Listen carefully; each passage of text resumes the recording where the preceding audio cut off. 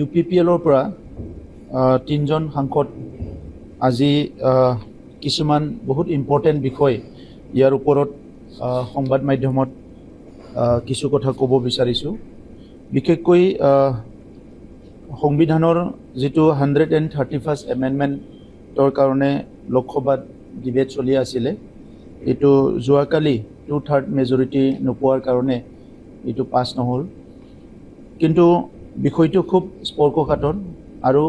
বিশেষকৈ আমাৰ উত্তৰ পূৰ্বাঞ্চল আৰু বড়োলেণ্ডৰ কাৰণে খুব ইম্পৰ্টেণ্ট। আৰু সেইকাৰণে আমি আমাৰ তৰফৰ পৰা আমি ভাৰত চৰকাৰক কিছু কথা ক'ব বিচাৰিছোঁ, যিটো নেকি যোৱা 30 বছৰে যোৱা 40 বছৰে আমি সংগ্ৰাম কৰি আহিছোঁ। ইয়াৰ জাষ্টিছবিলাক যেনেকৈ পাব লাগে তেনেকুৱা পোৱা নাই। সদায় এটা হাফ হাৰ্টেড এপ্ৰ'চ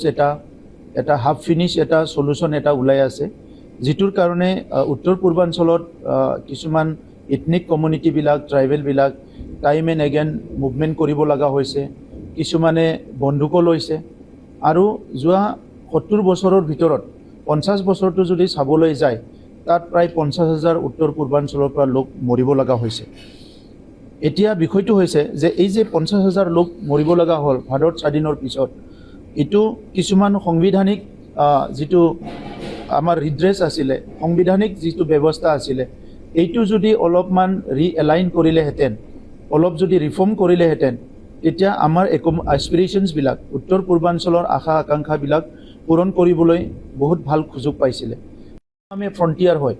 আমি ম্যানমাৰৰ লগত, ভূটানৰ লগত, চাইনাৰ লগত, বাংলাদেশৰ লগত উত্তৰ পূৰ্বাঞ্চলৰ ৰাজ্যবিলাক সংলগ্ন হৈ আছে। সেই ৰাজ্যবিলাকৰ ইছ্যুছবিলাক ভেৰি চেঞ্চিটিভ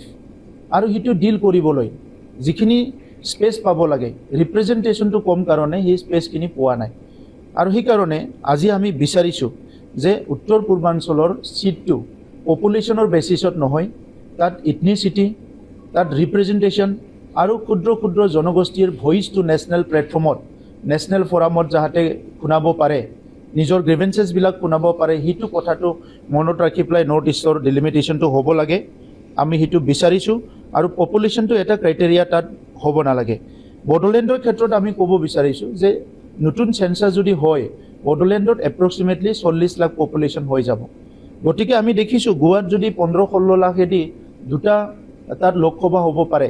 তো বড়োলেণ্ডত আমি প্ৰায় 40 লাখৰ ওচৰত যিটো পপুলেশ্যন, তাত আমাৰ 3টাকৈ লোকসভা হ'ব পাৰে।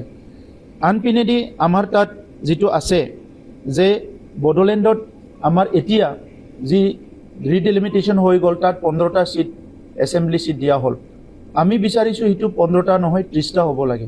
কাৰণ তাত অকল বড়ো নহয় 26টা জনগোষ্ঠী আছে। চবেই ৰিপ্ৰেজেণ্টেশ্যনটো পাব লাগিব আৰু চবেই যদি ৰিপ্ৰেজেণ্টেশ্যনটো পাব লাগে, তাৰ চিটটো বাঢ়াব লাগিব। যোৱা ৰিডিলিমিটেশ্যনৰ ক্ষেত্ৰত BTC একৰ্ড 2003 4.7 ক্ল'জটোৰ অলপ দহাই লৈ পেলাই তাত ST চিটটো এনহেঞ্চ কৰা নাই, তাৰ ইণ্টাৰপ্ৰিটেশ্যনটো অলপ বেলেগকৈ অনা হৈছে। তাৰ ইণ্টাৰপ্ৰিটেশ্যনটো হৈছিলে যে 2003 চনলৈকে তাত যিমান ST চিট আছে, এই ST চিটটো যেতিয়া ৰিডিলিমিটেশ্যন হ'ব, এইটো চেঞ্জ হ'ব নালাগে। কিন্তু ইয়াৰ ইণ্টাৰপ্ৰিটেশ্যনটো বেলেগকৈ কৰা হ'ল যে এডভাৰ্চলি এফেক্টটো নন ট্ৰাইবেলত হ'ব বুলি এটা ইণ্টাৰপ্ৰিটেশ্যন কৰি পেলাই যিটো নেকি আমি পাব লাগে ST চিটটো বেলেগ অঞ্চলবিলাকত লৈ যোৱা হ'ল। এতিয়া এই ডিলিমিটেশ্যন যেতিয়া হ'বলৈ গৈ আছে, ইয়াত এটা ডাঙৰ সুযোগ আহিছে। গতিকে তাত ST চিটৰ সংখ্যাটো বাঢ়াব লাগে আৰু লগতে যিখিনি আমাৰ নন ST মানুহ বড়োলেণ্ডৰ ভিতৰত আছে, সেইসকলে অ'পেন চিটবিলাকত ৰিপ্ৰেজেণ্ট কৰিব। কিন্তু তাত এটা যিহেতু 332 আৰ্টিকেল মতে এইটো ST চিটটো বনোৱা হৈছে শ্বেডিউল ট্ৰাইবৰ, তাত বাহিৰৰ পৰা যিটো ৰিপ্ৰেজেণ্টেশ্যন বা বাহিৰৰ পৰা যাই পেলাই MLA যিটো খেলে, কণ্টেষ্ট কৰে, সেইটো বন্ধ হ'ব লাগে। যিটো আছে বড়োলেণ্ডত আমি এগেইন এটা কথা ক'ব বিচাৰিছোঁ যে যিটো BTR একৰ্ড হৈছিলে, এই BTR একৰ্ডৰ ক্ল'জ মতে তাত আমাৰ ভিলেজ ইনক্লুজনৰ কাম হৈ আছে। যিখিনি ভিলেজ ইনক্লুজনৰ কাম হৈ আছে, সেইটো অতি শীঘ্ৰে ভাৰত চৰকাৰে কমপ্লিট কৰিব লাগে। আৰু 3.1 মতে যি বড়োলেণ্ড পিচ একৰ্ড আছিলে 2020, তাত অগমেণ্টেশ্যন এৰিয়া আছিলে, তাত ভিলেজ ইনক্লুজনৰ কামটো শ্ল' হৈ আছে, এইটো ফাষ্ট কৰিব লাগে। আৰু লগে লগে আমি বিচাৰিছোঁ কাউন্সিলৰ চিটটো 40ৰ পৰা 60 হ'ব লাগে, যাতে সকলো জনগোষ্ঠী তাতে ৰিপ্ৰেজেণ্টেশ্যনটো পায়। আমি বিচাৰিছোঁ যে সংবিধানৰ যিটো 125th এমেণ্ডমেণ্ট এইটো পেণ্ডিং হৈ আছে এই এমেণ্ডমেণ্টটো আহিব লাগে অতি শীঘ্ৰে আৰু তাত আমি কিছুমান চেঞ্জেছ বিচাৰিছোঁ যেনেকৈ ক্লজ 4.3 মতে আৰ্টিকল 282 এমেণ্ড হ'ব লাগে ফাইনেন্সিয়েল যিটো পজিশ্যন এইটো ষ্ট্ৰেংথেন কৰাৰ কাৰণে এই কামটো কৰিবৰ কাৰণে আমি ভাৰত চৰকাৰক আজি আমাৰ তৰফৰ পৰা আমি ৰিকুৱেষ্ট কৰিছোঁ নৰ্থ ইষ্টৰ যিটো 6 শিডিউল কাউন্সিলবিলাক আছে এই কাউন্সিলবিলাকক ষ্ট্ৰেংথেন কৰিব লাগিব আৰু ষ্ট্ৰেংথেন কৰিব লাগিলে যিখিনি এতিয়া ডিলিমিটেশ্যনত আৰ্টিকল 81 আৰ্টিকল 330 আৰু আৰ্টিকল 332 তাত মেনশ্যন কৰা হৈছে এই গোটেই প্ৰচেছটো কমপ্লিট কৰি 6 শিডিউল কাউন্সিলত যিখিনি আমাৰ চিট বাঢ়াব লাগে এইটো বঢ়াই পেলাই পলিটিকেল এছপিৰেশ্যনটো কিমান পাৰে ৰিজল্ভ কৰাৰ কাৰণে ভাৰত চৰকাৰে ডাঙৰ এটা সুযোগ পাইছে এই সুযোগটো ল'ব লাগে আৰু উত্তৰ পূৰ্বাঞ্চলৰ শান্তিটো ছাষ্টেইন কৰাৰ কাৰণে যাতে উত্তৰ পূৰ্বাঞ্চলৰ মানুহে পুনৰ আন্দোলন কৰিব লগা নহয় উত্তৰ পূৰ্বাঞ্চলৰ পুনৰ সংগ্ৰাম কৰিব লগা নহয় আৰু এটা ডাঙৰ এটা সুযোগ পাইছে আফটাৰ 78 ইয়াৰ্ছ ইণ্ডিপেণ্ডেঞ্চৰ যে নৰ্থ ইষ্টৰ মানুহক জাষ্টিছ দিয়াৰ কাৰণে থ্ৰু দিছ ডিলিমিটেশ্যন প্ৰচেছ সেইকাৰণে ভাৰত চৰকাৰক নৰ্থ ইষ্টৰ ক্ষেত্ৰত বিশেষকৈ সবকো একাউণ্টত লৈ সবকো কনফিডেন্সত লৈ থ্ৰু কনচালটেশ্যন এই প্ৰক্ৰিয়াটো কমপ্লিট কৰিবলৈ আমি অনুৰোধ কৰিছোঁ নট অনলি পলিটিকেল এটা এজেণ্ডা লৈ পেলাই যাতে এইটো নকৰে এইটো আমি ৰিকুৱেষ্ট কৰিছোঁ আৰু ওমেন ৰিজাৰ্ভেশ্যনৰ ক্ষেত্ৰতো যিটো 33% ওমেন ৰিজাৰ্ভেশ্যন তাত আমি ক'ব বিচাৰিছোঁ যিহেতু তাত লোকসভা চিটৰ সংখ্যা যথেষ্ট কম সেইকাৰণে ওমেন ৰিজাৰ্ভেশ্যন বিলটো লাগু কৰাৰ লগে লগে তাত লোকসভাৰ চিটটো আৰু বঢ়াব লাগিব যাতে এটা চিট থাকিলে এই এটা চিটটো আমাৰ বহুত এটা ক্ৰাইচিছ হ'ব ৰিপ্ৰেজেণ্টেশ্যনৰ ক্ষেত্ৰত আৰু নৰ্থ ইষ্টৰ ওমেন আমাৰ ভাৰতৰ বাকী পাৰ্টৰ ওমেনৰ কথাটো মই নকওঁ এইটো উত্তৰ পূৰ্বাঞ্চলৰ ওমেন্সৰ এটা স্পেচিয়েল এটা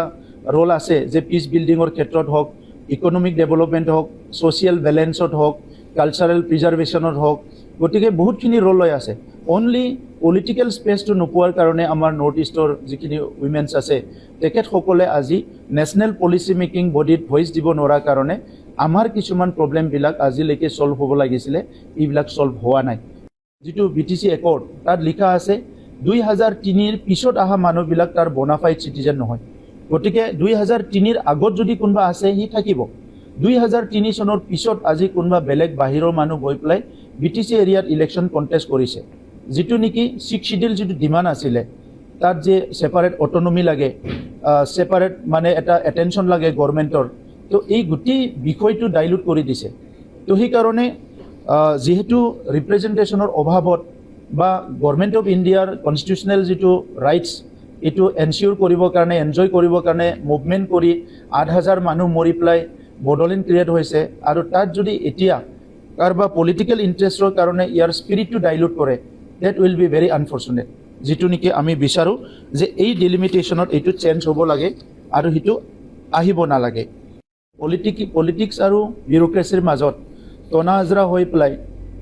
বহুত বিষয়বিলাক আজিলৈকে সমাধান হোৱা নাই আৰু সেইকাৰণে উত্তৰ পূৰ্বাঞ্চলত যিখিনি আমি 6 শিডিউল পাবলৈ সক্ষম হৈছোঁ যিসকলে ষ্টেটহুড বিচাৰিছিলে ফাৰ্ষ্ট ষ্টেট ৰিঅৰ্গেনাইজেশ্যন কমিশ্যন 1956ত আহিল তাত কিছু লেংগুৱেষ্টিক বেচিছত ভাৰতৰ সমস্যাবিলাক সমাধান কৰিলে পৰৱৰ্তী সময়ত আণ্ডাৰ পলিটিকেল কম্পালচন নতুন ৰাজ্যবিলাক গঠন হ'ল উত্তৰ পূৰ্বাঞ্চলত অটনমিবিলাক 6 শিডিউল কাউন্সিল অটনমাছ কাউন্সিলবিলাক গঠন হ'ল কিন্তু উত্তৰ পূৰ্বাঞ্চলৰ যিহেতু জনগাঁথনিটো ভাৰতৰ অইন পাৰ্টৰ লগত নিমিলে তাত আমাৰ ট্ৰাইবেল বা ইণ্ডিজিনাছ মানুহবিলাকৰ জনসংখ্যা যথেষ্ট কম সেইসকলে স্বাধীনতাৰ পৰা এতিয়ালৈকে বহুত জনগোষ্ঠীয়ে ৰিপ্ৰেজেণ্টেশ্যন পোৱা নাই 200তকৈ অধিক আমাৰ জনগোষ্ঠী আছে যি জনগোষ্ঠীবিলাক এতিয়ালৈকে ৰিপ্ৰেজেণ্টেশ্যন পোৱা নাই তো সেইকাৰণে যিটো দীঘলীয়া এটা ভুল হৈ গ'ল এই ভুলটো কাৰেকশ্যন কৰাৰ কাৰণে এই ডিলিমিটেশ্যনৰ থ্ৰুৱেদি বা যিটো নেকি কনষ্টিটুৱেঞ্চি ৰিড্ৰয়িং কৰিব বিচাৰিছে ইয়াৰ দ্বাৰা এটা ভাল ডাঙৰ এটা সুযোগ পাইছে যদি এটা হলিষ্টিক এপ্ৰ'চ লোৱা যায় উইথ উইজডম আৰু কম্পেশ্যন যদি কামটো কৰা যায় প্ৰচেছটো ভাৰত চৰকাৰে নৰ্থ ইষ্টৰ ক্ষুদ্ৰ ক্ষুদ্ৰ জনগোষ্ঠীবিলাকক এতিয়াও মানে জাষ্টিছ দিব পাৰে তো সেইকাৰণে আমি UPPLৰ তৰফৰ পৰা আমি ভাৰত চৰকাৰক ৰিকুৱেষ্ট কৰিছোঁ আমাৰ তৰফৰ পৰা আমি আৰ্জ কৰিছোঁ যে ডিলিমিটেশ্যন হোৱাত যিটো হিষ্ট্ৰিকেলি ভুল হৈছে আণ্ডাৰ ৰিপ্ৰেজেণ্টেশ্যন নৰ্থ ইষ্টে পাইছে কোনোবা ৰাজ্যত এজনে লোকসভাত আছে ক'তবা দুজন আছে কিন্তু এই অঞ্চলবিলাক পাহাৰীয়া অঞ্চল হয় টেৰাইন হয় বহুত ডিফিকাল্ট ৰিজন হয় তাত বহুতে যেনেকৈ লাগে তেনেকুৱা কামবিলাক কৰিব পৰা নাই